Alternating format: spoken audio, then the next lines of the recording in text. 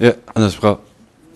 자, 오늘은 이제 지난주까지 우리가 국토계획법이라는 법을 가지고 기본적인 말씀을 드렸고, 오늘은 이제 건축물에 관한 일반법, 건축법을 가지고 말씀을 드리겠습니다. 자, 건축법 자체만 가지고는 약 7문제가 출제가 되고 있고요.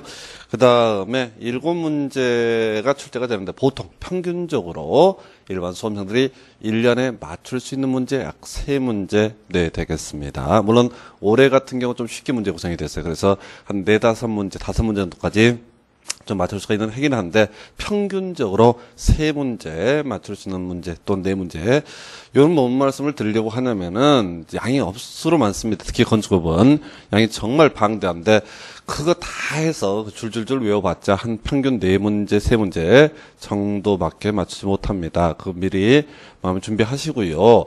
그 얘기를 이제 드리는 이유는 지금 이제 양들이 많은데 이걸 다 외운다라는 것은 거의 불능에 가깝습니다. 그래서 포인트 몇 가지를 이렇게 끊어서 외운다라는 심정으로 접근하기 좋겠고요. 자, 먼저 우리 국토계획법 얘기를 다시 한번 하겠습니다. 우리가 지난 시간에까지 쭉 얘기를 했던 거, 자, 우리가 국토계획법에서 소위 도시, 군 관리계획이라고 하는 것을 통해서 규제했던 개념, 바로 건축물의 건폐율과 용적률, 그리고 용도 제한, 그리고 이제 간접적으로 높이 제한까지 요 4개 규제하려고 주로 3개, 건폐율, 용적률, 용도 제한 등을 규제하기 위한 법이 국토계획법이 되겠고요. 이 건축법은 건축과 관련된 수많은 규제가 있습니다. 근데 그중에 3대 규제가요. 건폐율과 용적률과 높이 제한 이렇게 가셔야 돼요. 그래서 일단 국토계획법은 3대 규제가 건폐율, 용적률, 용도 제한이고 그다음에 바로 그 건축법은 건폐율, 용적률, 높이 제한. 두 개 이제 메인 건폐율, 용적률 2가지 법에서 다 규제가 이루어지고요.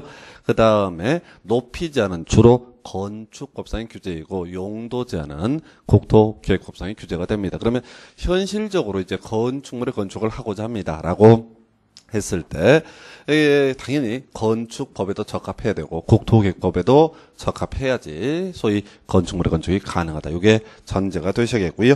자, 우리 교재 순서에 따라서 입법 목적 얘기부터 간단히 가겠습니다. 이렇게 돼 있어요. 입법 목적에서 자, 이 법 건축물의 안전, 대지 구조 및 설비 기준, 용도 등을 정해서 건축물의 안전과 기능 환경 미관을 향상시킴으로써 공공복리 정전에 이바점을 목적으로 한다. 뭐 이렇게 선언을 하고 있는데 포인트 잡아주셔야 되죠. 안전하고 미관 외우셔야 돼. 그냥 건축법의 존재 목적은 뭐다? 안전하고 미관이다. 요것만 기억하시는 거예요. 그래서 우리가 이제 건축법을 통해서 이런저런 얘기를 쭉 하게 되는데 왜 이렇게 이런저런 얘기를 쭉 하고 있느냐라고 했을 때 결론만 기억하셔야 돼요. 안전하고 미관을 유지하기 위해서. 그래서 앞으로 오늘 쭉 얘기하기를 온갖 규제가 있어. 엄청 많은 규제가 있는데 왜 법에선 이런저런 규제를 다루고 있느냐. 이 건축물의 안전과 미관을 담보해 내기 위한 과정이다. 이렇게 판단을 하셔야 됩니다. 그래서 지금 이제 여러 가지 얘기 쭉 나올 텐데 모든 얘기의 포인트는 일단 기준점은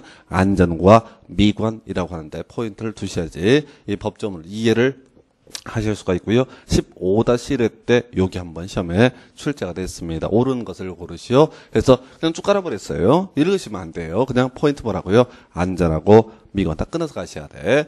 자, 10년에 딱 한 번 나왔던 문제입니다. 요것도 저희가 설명을 드립니다. 그리고 중간에 이제 강의할 때 20년에 한 번 나왔던 문제도 한번 설명을 드릴 거예요. 대신 20년에 한 번 나오면 한 번 나온다고 제가 얘기를 할 거야. 얘기는 복습하실 때 뒤로 미루시라고. 그것 지금 특히 초반에 여유 있으니 할 일 없으니까 요것도 보고 저것도 보고 자기 대가리에 그게 들어갈 거라고 생각하면은 큰 오산입니다. 그래서 그냥 설렁설렁. 자, 그다음에 이제 전면적 적용 대상지역에서 여러분 자료에 도시지역, 지구단위 계고요, 동읍지역, 섬의 경우 인구 500 이상인 경우에 하나 이렇게 되어 있습니다. 자, 일단은 요건 요 내용을 보는 게 아니라 미리 국토계획법에 이게 전제가 돼야 돼요. 국토계획법은 용도지역이 크게 도시지역, 관리지역, 농림지역, 그리고 자연환경보전지역 이렇게 크게 4가지 범주로 구분을 했던 것이고요. 그중에서 도시지역은 뭐였어요? 인구와 산업이 밀집되어 있거나 밀집이 예상돼서 주로 개발 등을 하자는 지역을 도시지역.